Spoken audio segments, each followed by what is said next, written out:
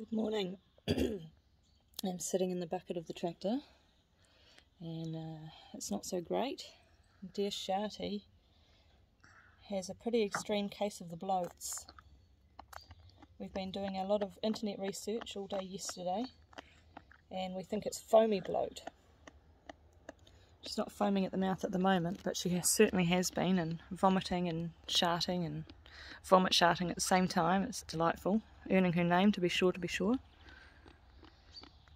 So, you know, what do we do? Well, we have made her an electrolyte mix. So it's, well, first of all, what we tried to do was to give her like a bloat tonic, which we found on the internet, which is baking soda and water essentially, and put that in a in a syringe and shoved it down her throat.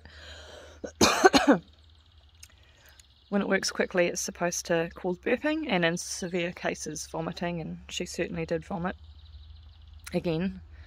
And then we decided to make her an electrolyte mix, so we looked that up on the net. Sugar, tiny bit of salt, well, honey, actually we used honey, and a tiny little bit of baking soda, and she had a bit of that. And there was an advice to try and squeeze the burps out of her stomach, so I've been massaging her tummy and pushing it out to the left and giving it a squeeze, and she's been doing a few burps, I think. Can't quite tell if she's swallowing them again, but she didn't have any milk yesterday, so that's obviously a huge worry. And as we're constantly being told and read on the internet, a dehydrated lamb is a nearly dead lamb. But she's just coming up to me for cuddles today, sticking her nose in my armpits and my crotch and resting her head on my lap and just generally looking for some love and cuddles. I saw her have a little nibble on the grass this morning, so, you know, maybe she wants to live. She's drinking water.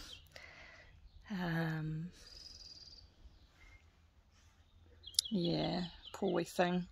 She absolutely cries out in pain when she does her poop. It must be like shitting bricks.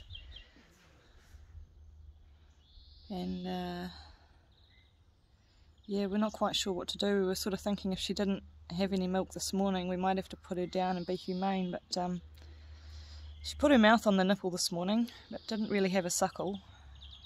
And then she had a whole lot of water. I don't know, time will tell. It's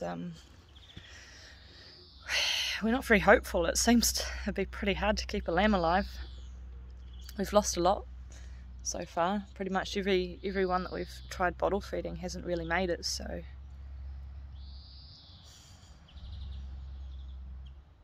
yeah, it's a bit of a tough one.